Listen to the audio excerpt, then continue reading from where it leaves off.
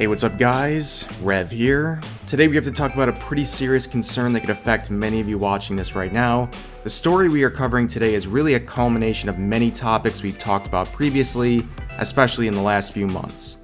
This time we're dealing with the potential censorship and outright removal of not some niche type of content, but manga as a whole. And to be perfectly honest, I had something else prepared for today, but after seeing this tweet I'm about to show you and searching for additional information, this seemed like a pressing matter you should be made aware of.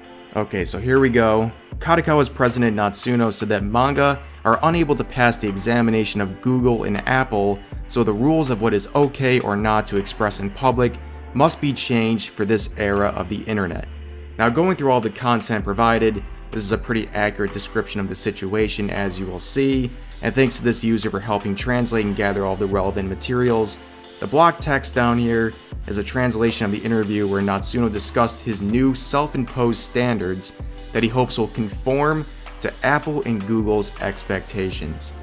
So censorship in general, but especially in the realm of manga and anime, is a pretty important and sensitive topic, as I'm sure we are all aware.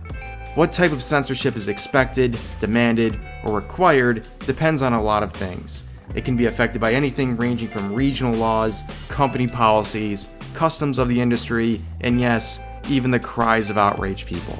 This development is a sort of amalgamation of all of these, but the focus of today is on the usual suspects: Apple and Google and their related policies. At this point, I'm pretty sure I've made like 5 different videos addressing Google, largely through their Apple Store, essentially forcing apps, companies, and alike to change or self-censor their own content in order to remain within Google searches or to remain on the App Store. As you can tell, fighting Google and Apple for the sake of pride leaves you with almost no alternative platform for your content to exist on.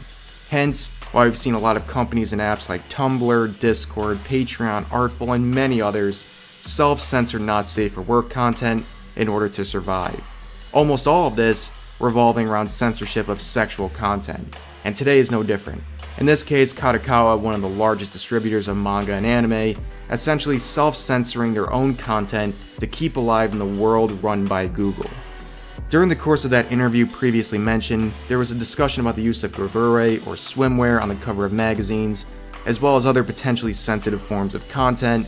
Natsuno mentioned that the priority for Kadokawa and other publishers is to see both Google and Apple as support and not as a barrier to bypass, which literally sounds like Stockholm Syndrome when you have absolutely no other choice but to please the companies that can essentially make your business disappear from any trace of the internet at the snap of a thumb.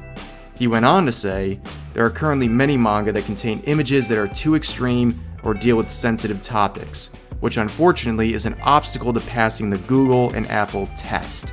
We have to create a new standard for what can be shown in public and what no longer belongs in this age of the internet. And this new self-imposed standard is what's got people very nervous. What that looks like, we don't know for sure.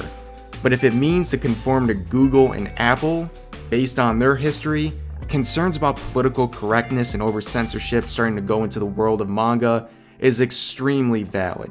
But for now, we'll have to see where this goes, help spread this message, and make sure Google and Apple's censorship of manga won't go without a fight. I'll see you guys next time.